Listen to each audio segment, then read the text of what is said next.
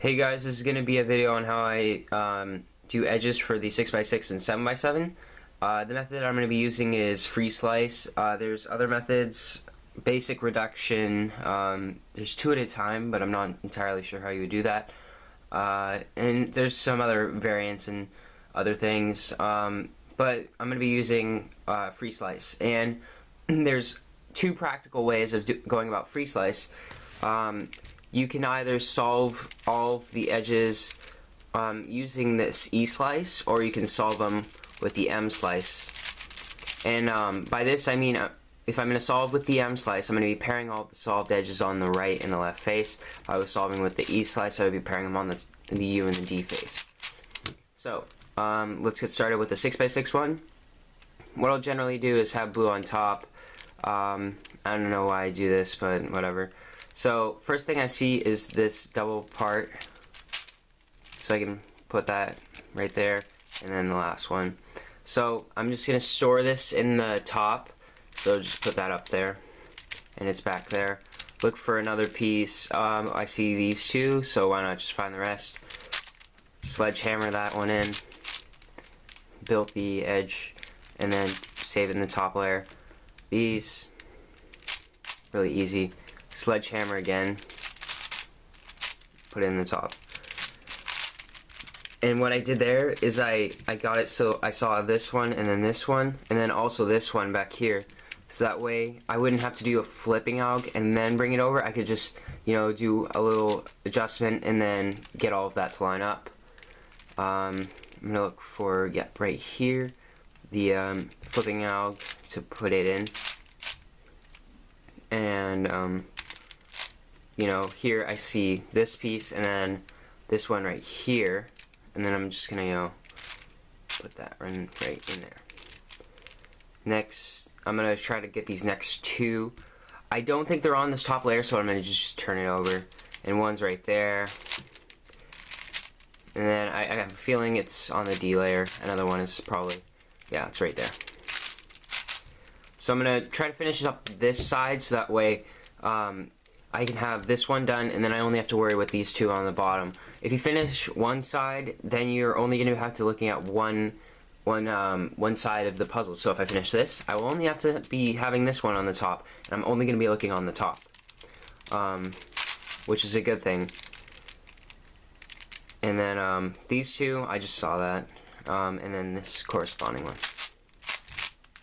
matches up. Yeah, it's probably, no, it's probably in the E-slice.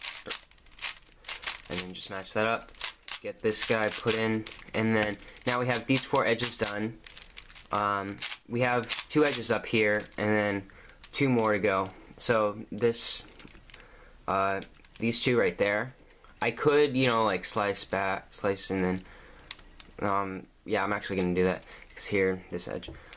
But in this case, I would, you know, I wouldn't actually do this move. I would just do what I had. But since this is going to be better for, oh wait, no, that's not a corresponding piece, just kidding. Yeah, I would do it like this because it's easier. And then I saw that when I was just messing around there. And then I'm going to put this in the top layer, you know. These two, this is going to be good. Just look around for the next part, and then of course this is in the top layer. And then pair it up. There we go. So now 8 edges are solved. So I'm going to realign my centers. Hopefully you have all of your centers lined up and they're good. It's happened to me on multiple occasions where I just totally mess up my centers, and I'm just like, oh, I have no idea what I did. And it's happened to me in competitions, and you just really want to make sure you're doing your edges correctly. And you know, it does happen. It's happened to me before, and it happens to everybody. So just make sure you're going slow on edges if you're just learning to do Freeslice, and you know, getting the hang of it. So this last 4 edges, what I'm going to do for the first edge, I'm going to solve one complete edge. Then I'm going to solve the inner parts like a 2x2, so I'm gonna, or like a 4x4. So and then I'm going to solve it all like a 5x5 at the end. So here I see this one, So if I just slice it, do the flipping alg, and then slice back, this edge is solved. Now I'm going to solve all these inner parts just like a 4x4. So when I slice this over, and then have this one on top, and then I slice back, all these inner parts were solved. I got pretty lucky here, and that was an easy last 3 edges. And then I can just slice over, and then slice back. So now we're going to be doing 7x7. I do things very similar to 6x6 and 7x7. It's pretty much the exact same thing, except for the last 4 edges where it's a little bit different. So let's just get into it. Blue on top, green on bottom. I saw these blue and red pieces when I was, just sitting here looking at the cube. So I built 4 right there. I'm going to find the last one, and it's right there. I could have done the sledgehammer to get that one in. So now I see this green white, and this green white over here. So just put them all in, just like that. And then I'm gonna flip it over because I didn't really see anything else on this side. So I'm gonna just start building things. I saw that one green white, so I did it. There's nothing more on that side. So yeah, it's in the top face. So I finished this edge. This one has 3 pieces in it, which is really good, and there's another piece right there. So I'm obviously gonna do this one, and then just find the last middle part, and then there it is right there. As you can see, I'm only filling up this top one. And that's because for 7x7 you need a lot of look ahead for your edges, and the more look ahead that I can have in a specific part of my edges, the better. That way I'm not flipping around the cube all the time. I'm only going to be doing it at the first part of it. There's 4 edges, yeah, and then get this last part and then put it in the top. So we have 4 edges solved, and now these last 4 should be a breeze. Or for last 4 for Freeslice. And here, just doing this last one, or first 5th one. 1 second. Okay, so now we have 3 edges left for this. I saw the yellow greens, and I'm just gonna put those in. This last yellow green, put that in. Searching for the rest of the yellow greens. We have all of them solved, and just put it in the top layer. I'm gonna get the rest, or 2 more edges. These 2 have 2 parts on it, so just get this into the E-slice so I can work with it.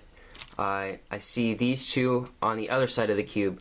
So what I'm gonna do is look at this corresponding thing, and the one on the left is yellow. So I know that if I do that, it's gonna match up.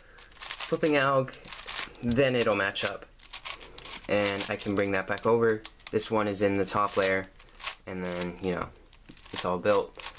The white, red, and then this is pretty good, just right there. That's all solved, and put it in the top layer. So now we have the last 4 edges. So this first edge, I'm going to solve most of it.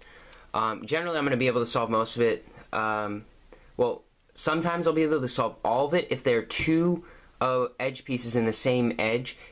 Sometimes it'll happen where I only have 1 edge piece per edge, or I only have 1 that is matching in the same, they're facing the same way, in which we'll have to do two things per, or have to pair up an edge twice for 1 edge. And as you see there, I just paired this one up. Whoops.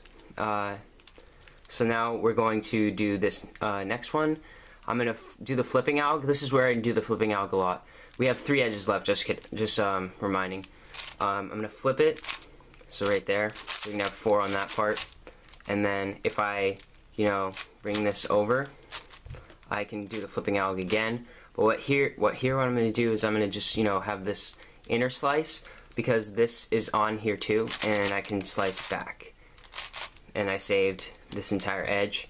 and here the last two edges algorithm. So there we go.